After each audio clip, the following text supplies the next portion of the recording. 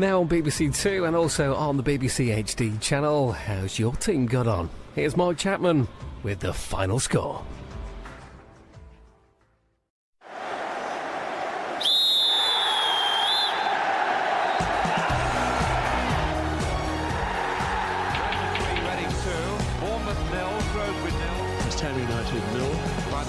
Relegation. He was one of the heroes of the afternoon. Applause from the away supporters. Go! The latest score is Wimbledon through to the Premier. John Terry's tears, we all remember. It was a crucial week.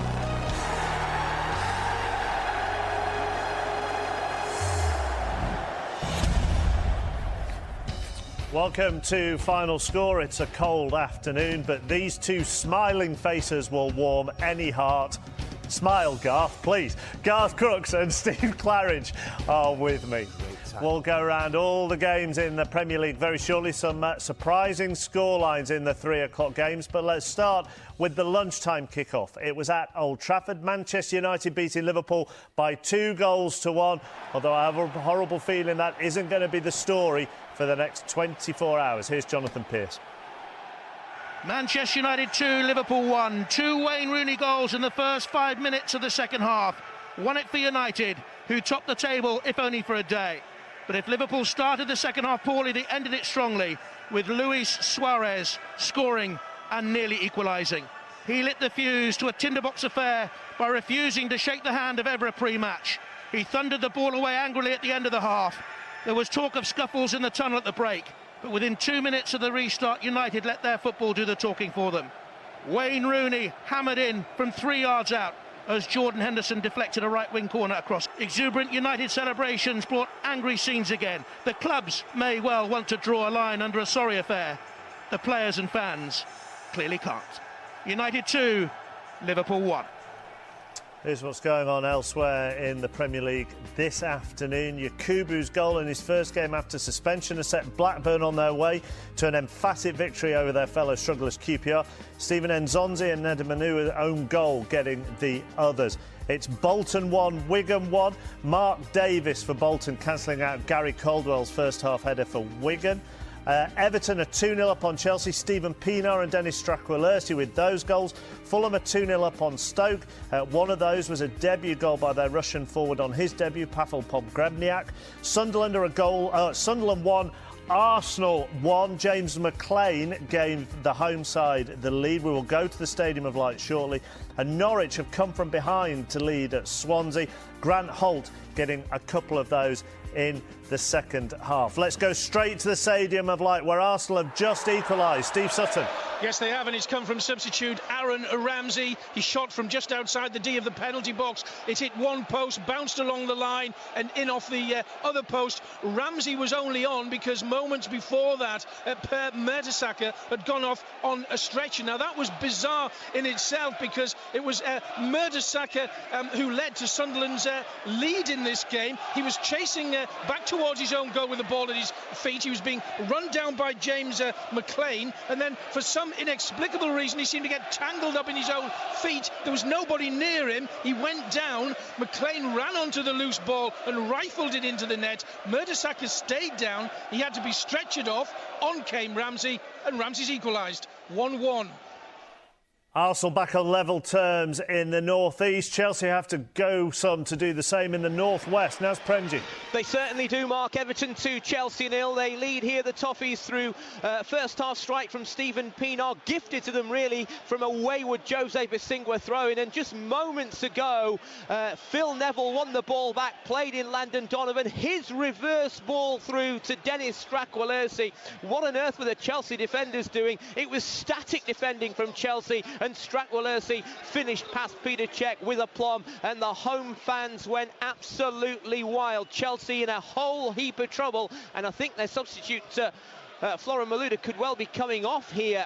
He's just come on for Chelsea a few moments ago, so they've got problems here. AVB bringing on another substitute. I think it's Lukaku and Bertrand are going to be coming on, but all sorts of problems for Chelsea. They trail here, Everton 2, Chelsea 0. Ashley Cole hobbling off at Goodison. You saw it on the video printer. Ched Evans' 13th league goal of the season, his 19th overall. Sheffield United 2-0 up now on Wycombe in League One. Back to the Premier League.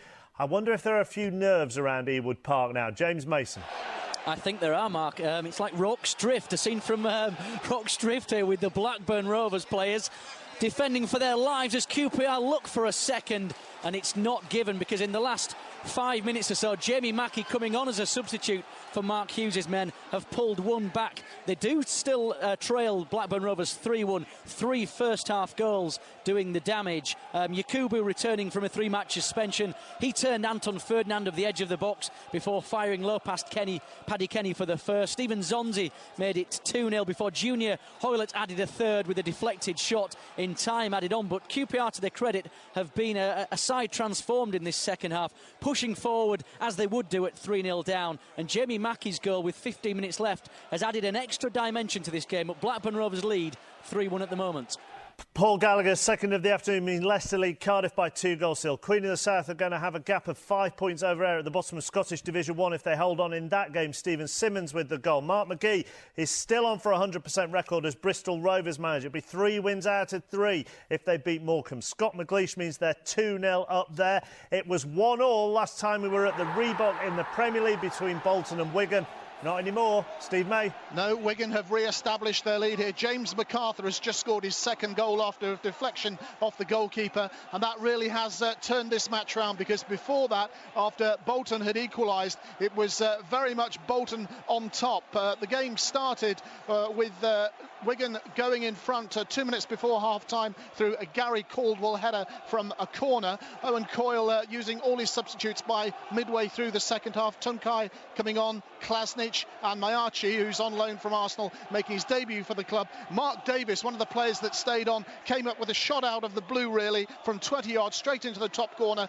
Third goal of the season for him for the equaliser. And now James MacArthur has put Wigan back in front. And if that stays like it is, then this will mean that Wigan will have recorded their first win in 10 games and really will have upset the relegation apple cart. It's Bolton 1, Wigan 2. Certainly will. We're going to go to the Liberty Stadium next. Norwich a goal down to Swansea at half-time, but what a second half for Paul Lambert's men. Mark Webber. Oh, absolutely. Swansea 1, Norwich 3. Swansea drew first blood, but Norwich's second half comeback has been nothing short of inspirational. Danny Graham's opener, a well-taken chip into the goal from Nathan Dyer's pin-perfect pass. But Norwich always threatened, and the equaliser was something to behold. From the dead ball line, Elliot Wall put a back kick from nowhere. It met Grant Holt's head in the box, and it went in. The second showed determination. Bennett's ball caught the leg of Swansea's Neil Taylor, but Pilkington's taking the credit for the final nod. Norwich's third was about poise and power. Grant Holt, a thorn in the side of many a Premiership defender, accepted Elliot Bennett's cross, held himself straight and shot home. Swansea pushed in fits and starts, but to be honest with you, Norwich looked like holding on here and getting the double against the other newly promoted side. Swansea 1, Norwich 3. Said it was going to be a nervous time at Ewood Park for the last 15 minutes. The same could now be said at Craven Cottage. Stoke back in it. Mark Bishop. Absolutely, Chappers. Fulham 2, Stoke City 1. Jermaine Pennant with a corner. It swung over. There was Ryan Shawcross. Helped himself. Acres of room. A back header into the top right-hand corner. Up until then, Tony Pullis' side playing like a team already with that Europa Cup tie against Valencia on their minds next Thursday. Bobby Zamora long gone. In came the Russian international Pavel Pogomniak, scoring on his debut. The Russian international couldn't have asked for a better start. Stoke without the suspended Robert Huth, all over the place at the back. Thomas Sorensen credited with an own goal from a Dempsey speculative shot, bouncing off the crossbar and then off the Stoke keeper. But it's now Stoke with their tails up, away to my left-hand side. 2,000 Stoke fans in the Putney end, starting to believe. Still Fulham 2, Stoke 1. Paul Heffernan's 13th of the season means Kilmarnock, who are down to 10 men, lead Hearts by a goal to nil. And Craig McHale-Smith is spoiling Neil Redfern's audition for the Leeds manager's job. Gus Poyet's side ahead at Ellen Road. There's 13 minutes to go there. Let's return to the game at Old Trafford earlier on between Manchester United and Liverpool. And despite the scoreline, this handshake, or lack of handshake. She made it very clear, draw a line under it, finish, it's over, the Evra Suarez affair. But right from the start, Suarez refuses to shake the hand of Patrice Evra. How did you see all that? I thought it was a disgrace. And when Patrice said, we had words in the morning, Patrice said, I'm keeping my dignity, I'm shaking his hand. I have nothing to be ashamed of. And to do that is a disgrace to Liverpool Football Club. They really should get rid of him. That's my opinion. Is the history that club's got, and he does that in an atmosphere like today, an atmosphere and all the build up to the game, all the profiles going on in the match, and he does that, is a disgrace to that football club. After everything that was said before the game about drawing a line under the Evra Suarez thing, were you surprised that Suarez refused to shake the hand of Patrice Evra? I don't know. I haven't seen it. Obviously, a few of the lads were talking about it, but we had to just focus on the game today. That's between the two of them. It's nothing to do with us, and let them sort it out. And we had to just focus 100% on the game and make sure we got 3 points. So thankfully we done that. Would players like to see the handshake done away with? Is it something you don't actually like doing much? It doesn't bother me. It's if that's what the FA and the Premier League want us to shake hands before games, then I think that's what we should do. But if it's there or not, it doesn't bother me. I think it obviously shows the fair play and sportsmanship, but you can always do that at the end of the game. So, but either way, it's not much concerns me. Kenny, I understand that you just want to talk about the game of football that was played, and really apart from 5 minutes at the start of the second half and 5 minutes at the end when you were strong, there wasn't much between the two teams. No, I don't think there was much. Pepe, the good save for Paul Scholes, the header. It was pretty even. Being the home side, you expect him to have more possession than yourself. But there wasn't really that much in the game. 5 minutes in the second half. I think it's Daniel Lager, one of the lads, has flicked it on, and Wayne Rooney's smacked it past Pepe. And then they've got a second one quite quickly after it, and that gave us a mountain to climb. Leeds have equalised against Brighton. Luciano Becchio with that goal. We'll go to Ellen Road very shortly. It was just a depressing afternoon, really, wasn't it? In that is going to overshadow everything football-wise. Yeah, I mean, it's the only thing I thought about the afternoon that probably was depressing. It was a great game. I mean, it's such a shame. He hasn't done himself any favours whatsoever. I think he's conducted himself in a really poor way there, Suarez. Evra has offered his hand. Whatever's said and done and gone on before, he's offered his hand. He's offered to finish it there and then, and all he's done is added fire to the flames. And I don't understand his reason. I don't understand his mentality. And I think he's come out of that looking extremely poor. The game was fantastic. I don't agree. I thought they were the better side, Man United, for the large period of that game. I thought that was the right result as well. Are we able to draw a line under everything yet? Everybody wants to draw a line under it. Well, I think Liverpool Football Club, the first thing I have to say is, how have such a great football club like Liverpool got themselves into this situation? The club was there long before Luis Suarez arrived. It'll be there long after he's left. And the club has a duty to the game, to its brand, to its name, to the Premier League. And Liverpool have had a number of opportunities to draw a line under this. Today was another opportunity, and they refused it. Kenny Dalglish, in his post-match interview, could have drawn a line under this. He's refused it. And people will draw all sorts of inferences from what he doesn't say. Is he condoning what Luis Suarez has done? We don't know. And I think it's very, very sad. And the Premier League have to get involved quickly to stop this. For me, Luis Suarez could be charged with ungentlemanly conduct. Because that's what it was. So it can go off. You've got to stop this, and people in football, including Gordon Taylor and the PFA, have got to get involved and bring this to a halt. Let's be honest, a handshake could have stopped it all, couldn't it? Let's go back to the football, shall we? Exeter failed to win 9 out of their 10 league games, but they've turned it around against Sheffield Wednesday. They were a goal down. They now lead 2-1 at St James's Park. David Noble, 6 minutes from time, and there is a penalty at Swansea. Mark Webber. Ashley Williams has his shirt tugged. It results in a Swansea penalty. Stepping up now, Mr. Danny Graham, to at least give Swansea a chance of pulling something back in the late stages and setting us up, hopefully, for a bit of a thriller. He walks 1, 2, 3 paces, slow kick, does it and throws it low below Ruddy. It goes in, he grabs the ball straight away because he knows that they're still in the fight now. Swansea City 2, Norwich 3. 10 league goals for Danny Graham this season. He scored both for Swansea this afternoon. They trailed by a goal going into the dying minutes at the Liberty Stadium. Next to Ellen Road in the Championship, Seth Bennett, 2 quick goals to tell us about. 2 goals in 3 minutes. It's one apiece here. First, the substitute, Craig McHale-Smith, a couple of minutes after coming on. Ball whipped into the box. It fell to him 3 yards out. He made no mistake with the tap-in. And then 3 minutes after that, it was a corner whipped in from the left-hand side. And there was Luciano Becchio with the flick header to guide it into the far corner. This really is game on.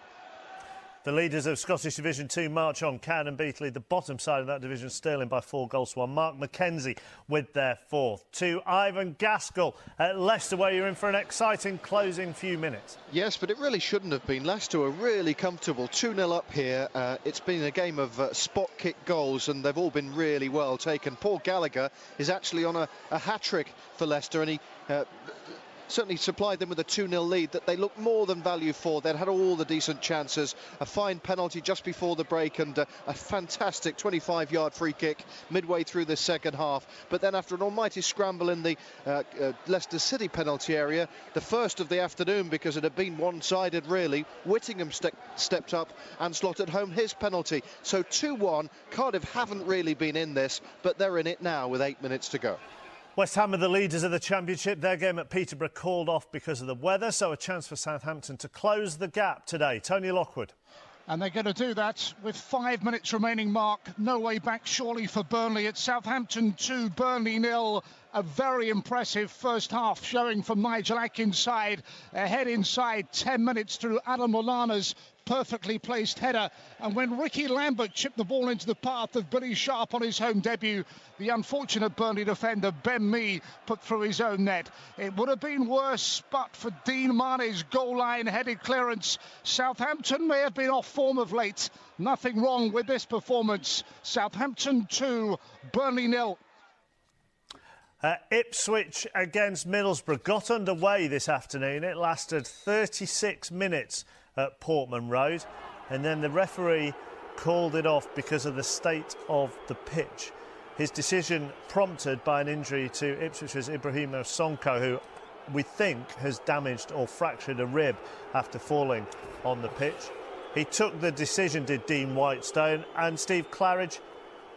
Paul Jewell was the more angry of the two managers, partly I think because he thought it shouldn't have started if they were going to call it off after just over half an hour. And he's lost a player. And he's lost as well. a player. Of course, yes. I mean, I think what we have to do is just clarify what happened, because there is an element where you can feel sorry for the referee. There was a bubble with the hot air, which is always a funny one, that, because it gives you the impression that pitch is going to be all right. It keeps it nice and warm.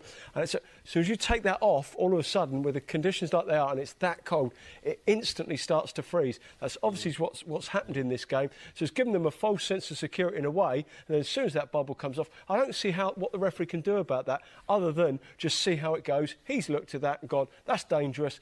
Let's get him off. And I can understand his decision. OK. A bubble filled with hot air could describe this studio.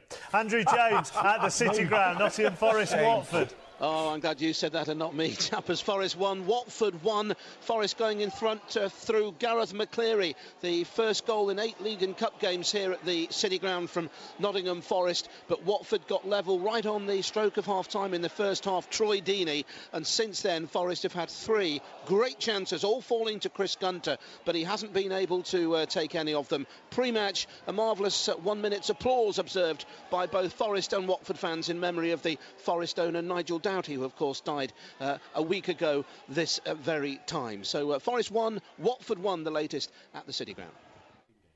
13th for the season for Kevin Ellison of Morecambe. He's got one back. Bristol Rovers 2, Morecambe 1. And at the Stadium of Light, you aren't going to believe who scored. Steve Sutton. Well, you are, because the script had it all the time, didn't it? Thierry Henry in the 91st minute, across from the left from Andreas Chavin. He was a late substitute by Arsene Wenger. Henry nipping in between 2 Sunderland defenders, a couple of yards out. That famous boot poking out, ball across the net. Sunderland 1, Arsenal 2. And let's just put into context how important that goal could be, actually, because it will put Arsenal level on points with Chelsea at this stage of the season. Arsenal would, in fact, go 4th, and Steve Claridge, Chelsea would be down to 5th. Absolutely, and it's a huge goal. I think also we have to say is, he's coming for an awful lot of stick, Andre Arshavin. It's a marvellous cross into the middle. It's Ryan Giggs, shall we say, picked Henry out between the two centre halves. It's a classic finish again from him, and yes, as you say, a huge goal in the scheme of things. Garth? I've nothing to say. As I said at the start, that great big smiling face, that's why we all tuned like in. impartiality on the show, is there? No, you've had your chance, Tom. That's Premji at Goodison. Yes, it's Everton 2, Chelsea 0. Chelsea have been a bit ragged today, it has to be said. Everton have been excellent, and goals from Stephen Pienaar and Dennis Strakolersi look like securing another 3 points and another big scalp here in as many weeks after that win against Manchester City. Simply, Everton have been quicker, more efficient, and have wanted it more. Chelsea, as I said, have looked very, very lacklustre, especially in the second period. A lot of huffing and puffing. Fernando Torres, a forlorn figure at the sharp end of the Chelsea attack. Problems continue for AVB. Ashley Cole went off injured as well in the second half. Just wonder how serious that could be as Everton make a late substitution, and it is Dennis Strakolersi that is coming off, getting a standing ovation, the Everton forward. Everton lead into injury time by 2-0. John Daly's 15th of the season means Dundee United are now 4-1 up at St Johnstone. Rangers won at Dunfermline by the same score. The leaders are taking on Inverness, and they're down to 10 men, Ian Turner. Yes, and now so are Inverness. Steve Williams got shown a second yellow card 10 minutes ago, so it's been the last 12 minutes with 10 men apiece. Celtic look as if they're going to hang on to re-establish that 4-point lead. It was a goal 16 minutes in from Joe Ledley that had them on easy street, but it's been a great second half from Inverness, especially when Daniel Mastorovic was sent off on the hour mark. Inverness really upped their game, but it looks as if they're going to leave the East End of Glasgow one more time with no points. It's Celtic 1, Inverness 0. We're into stoppage time. It's more and more comfortable for Dundee United, now 5-1 up at St Johnstone. You saw it go through as well. Hearts have equalised against Kilmarnock. And at the Liberty Stadium, Mark Webber, Danny Graham had a great chance for a hat-trick. Danny Graham just had a great chance, and John Ruddy's just pulled off another cracking save. You can hear Ruddy for England in the corner of my ear. I'm telling you what, that man has done a lot for Norwich today. It goes to a second corner now. We're about 3 minutes into the injury time. Sigurdsson trying to lob it in, hoping to try and define the space. There's a shoot over by Josh McKeehan, more used to the Ospreys perhaps than Swansea City Football Club. But Swansea are definitely not giving up. We have got a cracking game here, and there's still life in it. Swansea City 2, Norwich City 3. Final whistle just starting to be blown around the country. The first one in the Premier League has come at Goodison Park. And important second, Phil Neville robbing the ball off a Chelsea player, and it was his ball to Landon Donovan. Donovan with a lovely defence-splitting pass, reverse ball through to Strakolersi. Strakolersi fired past Peter Cech. Game over. Everton 2-0 winners, and the problems continue for AVB. Leeds have scored 9 goals in stoppage time this season. Now they've conceded one. Brighton are 2-1 up at Ellen Road, and there's been a late goal at Ewood Park. James Mason. And it's gone to Queen's Park Rangers. Jamie Mackie, the substitute, scoring his second of the game. And this could be a third. No, it's not. Some good defending again from Blackburn Rovers players. We are in time added on, Mark. Jamie Mackie's goal was a wonderful strike as well, beating Paul Robinson and flying into the top left-hand corner. At half-time, it was 3-0 to Blackburn Rovers, but they've been so guilty this season of giving away points from winning positions, and it looks like they're going to hold on. Mike Dean looks at his watches. It may be, 1 minute it looks like he's suggested to Stephen Nzonzi. So at the moment, Blackburn are holding on 3-2 with about 60 seconds to go. Yeah, they've conceded more points from winning. Stretcher, Aaron Ramsey replaced him. He immediately equalised. Then, 1 minute into added-on time, up stepped Thierry Henry. A great cross from the left from Arshavin. Henry in between two Sunderland defenders, and side-footing into the net. Sunderland 1, Arsenal 2. Some big results around the Premier League today. A lot of people could argue none bigger than the one at the Reebok. Steve May. Yes, Wigan recording their first win in 10 and really shaking up the relegation zone. They won't like this result at QPR and Wolves. They shook up Bolton here by going ahead through Gary Caldwell's header just before half-time. Owen Call then threw on all his substitutes by midway through the second half. Mark Davis then produced a goal from nothing from 20 yards out to equalise. Then what became the winner, James McCarthy finishing off Radeliga's shot, which was deflected to him by Bogdan. But right at the end, Al-Habsi, on loan from Bolton, produced the save of the match 4 minutes from time from Mayachi from 12 yards out. Don't think he'll be particularly popular when he gets back here. Bolton 1, Wigan 2. And Blackburn have held on with all the details. Proved to be enough to give Blackburn a huge boost in their fight to avoid relegation, but it was far too close for comfort in the end. They took the lead through top scorer Yakubu, returning from suspension, easily turning Anton Ferdinand on the edge of the box before striking low past Paddy Kenny. Within 10 minutes, Stephen Nzonye made it 2, and in time added on in the first half, Junior Hoylett added a third to all but seal the points. 3-0 down at half-time. Heaven only knows what Mark Hughes may have said to his disjointed players, but they reacted to it, pouring forward at every opportunity, and at times looked like mounting an unlikely fight back. Jamie Mackie scoring twice to make for a nervy final few minutes, but Blackburn held on just. What a match of the day we're in for this evening. 5 goals at Ewood Park, and there were 5 at Swansea as well. Mark Webber. Swansea 2, Norwich 3. Forget the thriller in Manila. This game's been the gem of Glamorgan. The match to watch on Match of the Day today, in my opinion. Danny Graham's opener well taken from Dyer's perfect pass. Norwich came back and then some in the second half. An amazing recovery from the dead ball line by Elliot Ward, managed to loop the ball over to Grant Holt. He headed home. He also scored the third, very strong. Pilkington scored the second, but it did catch Swansea's Neil Taylor on the rebound and in. When Danny Graham slotted home a penalty after Ashley Williams' shirt was tugged, it looked like the Liberty was going to go electric. But it wasn't to be for the locals, but what a great game. Delia won over Delia won over Delilah. Swansea 2, Norwich 3. Oh, the excitement just got to you at the end, Mark. Norwich 8th this evening. They're just 4 points behind Liverpool. Stoke's poor form continues, and that man there, Fulham's new signing, is off the mark already. With all the details, Mark Bishop. Fulham 2, Stoke City 1. The visitors' sudden dismal run of form continues as Stoke stumble to their 4th successive league defeat. The headlines, quite rightly, will be centred on Fulham's new signing, the 28-year-old Russian international Pavel Pogrebnyak, lashing home on his debut in bright first-half sunshine at the Cottage. Stoke badly missed their suspended Robert Huth. Went 2 behind then. Thomas Sorensen credited with an own goal after Clint Dempsey's speculative effort hit the Stoke crossbar before hitting Sorensen and going into the back of the Stoke net. Hope then ensued for the Potters, though. Substitute Jermaine Pennant swung over a corner. Stoke captain Ryan Shawcross helped himself to a free header. 2-1 game on. Fulham, though, looking for their 5th home league win from their last 7. Almost scored a third deep in the 5 minutes of stoppage time. Dempsey rounded Sorensen. Dempsey's shot hit the post. The final score, Fulham 2, Stoke City 1. Leicester were winless in 5 at home going into today. But has that run come to an end? Ivan Gaskell.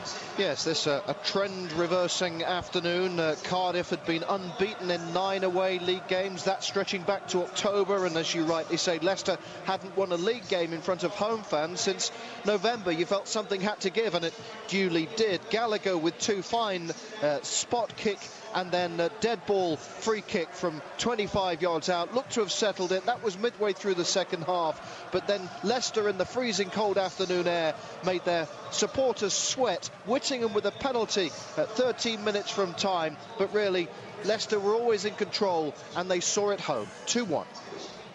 Thank you very much, Ivan. Just a quick reminder that Final Score is now on the BBC HD channel from 2:30 every Saturday, as well as the red button and the brand new look BBC Sport website. Let's get the full classified results now on Final Score with Mike West.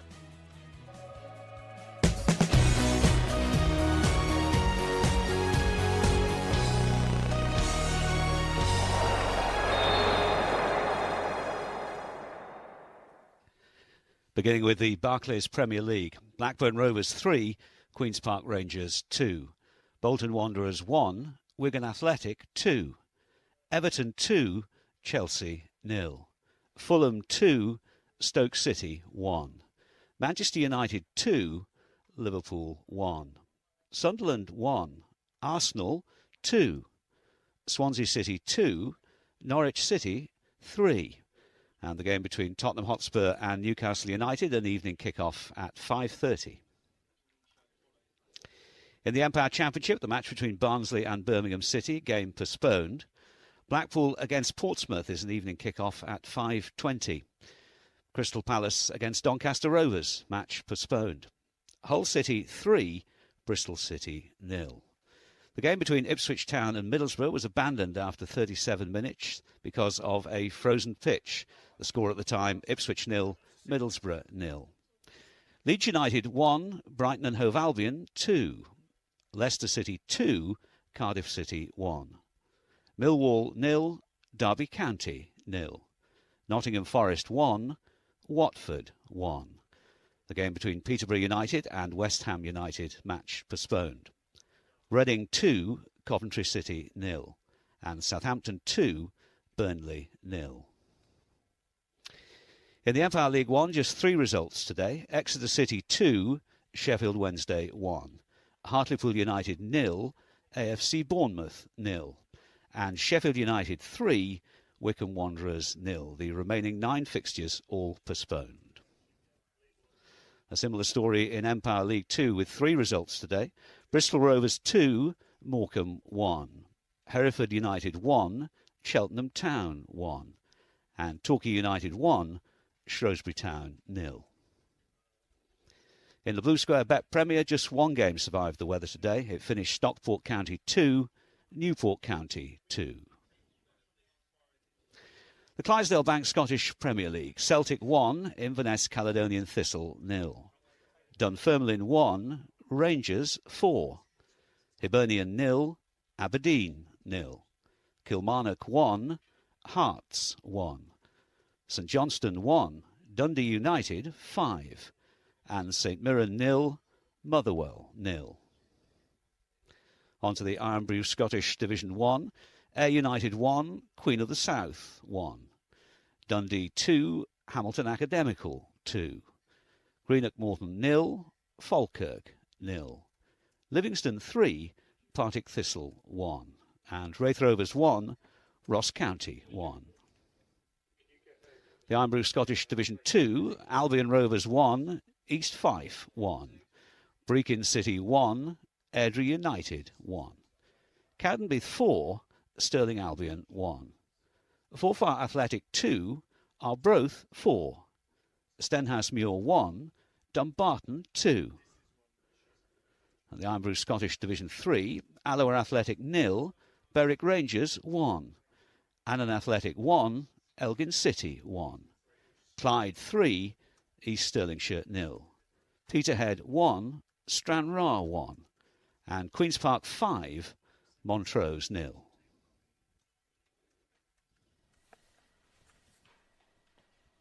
So let's take a look at the tables then. Manchester United can enjoy at least 24 hours at the top for the first time since October.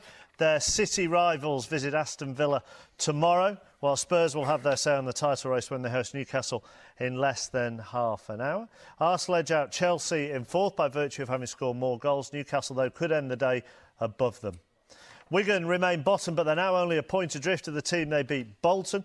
Blackburn are level on points with Wolves and QPR, but the late goal they conceded against Rangers keeps them in the relegation zone. Southampton beat Burnley in the Championship to claim their first win in 6, a result that leaves them a point off top spot. West Ham and third place Birmingham both saw their games postponed. Cardiff stay fourth after losing at Leicester. Hull are a point behind them following their win against Bristol City. And then it's Blackpool and Reading. Coventry remain bottom after losing at the Medeski Stadium. Nottingham Forest picked up a point against Watford, but remain in the relegation zone. Only 3 games survived the cold conditions in League One. Second place Sheffield Wednesday took the lead at Exeter, but eventually they lost 2-1. They're just a point ahead of Sheffield United, who beat Wycombe 3-0 at Bramall Lane.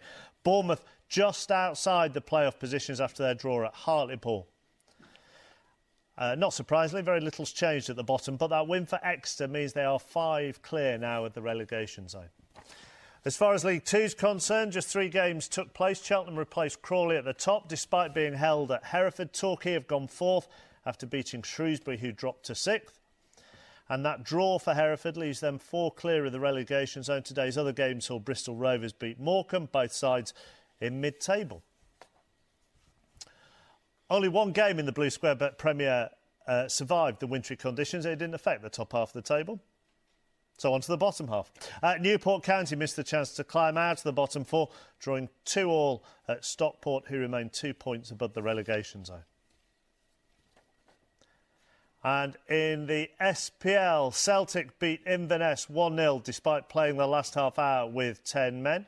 They remain 1 point clear of Rangers, who defeated Dunfermline 4-1 in the early game. Motherwell and Hearts both drew. The performance of the day, though, Dundee United's 5-1 win away to St Johnstone. Hibs' point with Aberdeen means they are now 1 clear of bottom side Dunfermline. They're the tables. Let's get the headlines from the Premier League today. Lewis Sunderland may be... James MacArthur puts the visitors on the road to Wigan cheer with a second-half winner at Neighbours and fellow strugglers Bolton. And Holt grants Norwich victory with 2 goals in a thrilling encounter between the 2 promoted sides. It's only Swansea's second home defeat of the season. And the Russian striker Pavel Pogrebniak scores on his debut to set up victory over out-of-sorts Stoke. It's now 1 win in 9 matches for Tony Pulis's men. An awful lot to see on Match of the Day tonight. It's on BBC One at 10:30 with Gary Lineker. And then the Football League show follows that 5 to midnight with Steve. And see highlights of Villa City and Wolves West Brom tomorrow. Colin will be here from 10 o'clock on BBC Two. So at Goodison Park this afternoon, Everton beat Chelsea by 2-0. Stephen Pienaar got one of the goals. Here he is. Stephen, back at Goodison Park, didn't take you long to make your mark. Yeah, it's always great to play at Goodison, and I think I had a warm welcome from the supporters. So I was a bit nervous at the beginning, but yeah, as soon as I got a goal, I was just a bit relaxed, and of course it's a great result for the team. What's it like to smash the ball in the roof of the net and see the crowd take off like that? Yeah, the feeling is just unbelievable. I mean, also it's my first goal after I think almost a year or something like that in the Premier League. So I was just going wild, and to see the supporters, of course, for them it means a lot, especially against a big club like Chelsea. So a lot of frustration went into that shot. Yeah, definitely. I mean, I had to, because I had to take all the power out that I have, and I feel like relief after the ball went in the back of the net. And to beat Chelsea here 2-0 and get the applause from the fans when you came off a little early, what's it like to be back at Goodison Park? Yeah, like I said, the feeling is just unbelievable. The supporters have been terrific to me in the last time I was here, and of course, like I said, the reception I got before the game was just unbelievable. And there'll be a feeling now that this is the 3rd home win in succession. What can Everton do now for the rest of the season? Yeah, we just have to take it game by game. I think the guys, the result today was magnificent. But next week we've got a FA Cup game coming up, so that's the most important game we're looking forward to. Be edging a little. So defeat for Chelsea at Goodison. It means they slip below Arsenal, who won 2-1 at Sunderland. Guy Mowbray commentating for Match of the Day, and they needed Thierry Henry, did Arsene Wenger's men. Quite incredible, chappers, isn't it? Absolutely remarkable how this happens in football time and again. My match director, Sean Hughes, here today is feeling very smug with himself, because as soon as Henry came on, he said, you know what, it's written in the stars, he'll get the winner. There he is with the winner in his farewell to the Premier League second time round, his 176th goal that he scored in it. He had to adjust. The ball came in from Arshavin. He adjusted himself. He managed to tap it. And Per Mertesacker, who didn't look all that steady throughout the game, stumbled, went down. I think he's done some serious damage to his ankle, actually, on a difficult playing surface. And James McLean was away. No blame attached to him. He was off and running and scored to put Sunderland in the lead. But then The substitutes all came off for Arsene Wenger. On came for Mertesacker, Aaron Ramsey. He scored via both posts, 1-1. Then Henry from an arse-shoving cross, so again, another substitute involved. And I think they had more possession. They controlled the ball a lot better. And I think over the run of it, they just about deserved it. I have to say, the phone-ins will probably be full of Sunderland supporters complaining about the referee, Neil Swarbrick. Certainly in the first half, they felt they weren't getting any decisions from him. For my money, he barely got anything wrong. Pretty much spot on, the ref. Right, I will quote you back at them when they ring me a little bit later on, Guy. Thank you very much. This could be a pivotal day in the Premier League, couldn't it? Arsenal going above Chelsea, Wigan beating Bolton. Yes, it's as tight at the bottom as it is at the top. The victory by Wigan and Blackburn has really set the cat amongst the pigeons. Yeah, and Blackburn as well. It just shows how tight it is at the bottom. No, absolutely. I mean, the results that you wanted for it to concertina up is exactly what's happened. I just looking at the game, obviously we saw the evidence in front of us. Chelsea's performance today was poor. Was poor. There's something missing there. It doesn't matter what anyone says. You look at their squad, you look at the depth in their squad and the players they've got. There is something definitely missing to be underperforming like that. He's playing like he doesn't want to be there. It's extraordinary. Last season, he was outstanding. This season, practically non-existent. Do you think it's set up for either Spurs or Newcastle to take advantage? Well, I mean, Spurs. I mean, they can go 10 points clear of fourth. I mean, they've gone along very nicely. Newcastle, it's not going to be an easy game. They're in good form. You can have your say on 606 tonight. Myself and Jason Roberts on at 606 on BBC Radio 5 Live, also on the BBC Sport website. That's it from us, though. If you want to keep listening to all the reaction and the thoughts, then click on the red button. But from here on BBC Two, that's it. See you next Saturday.